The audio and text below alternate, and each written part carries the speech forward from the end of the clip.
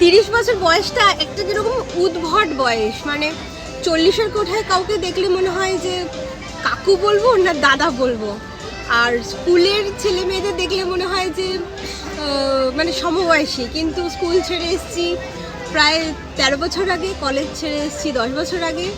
So বুঝতে পারি না যে মানে 30 বছর বয়সটা কীরকম উদ্ভট, মানে এবারই আমার 30 হতে চলেছে।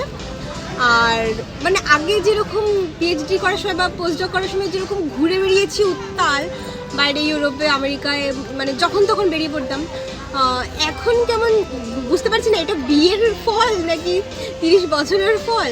যারা 30 বছর বয়সী আছো তারা তোমরাও কি এরকম ফিল করো যে আগে যেরকম মানে উঠলো পাই কটক যাই হয়ে বেরিয়ে যেতাম, এখন মনে হয় যে থাক একটু বাড়িতে নেটফ্লিক্স অ্যান্ড চিল করি।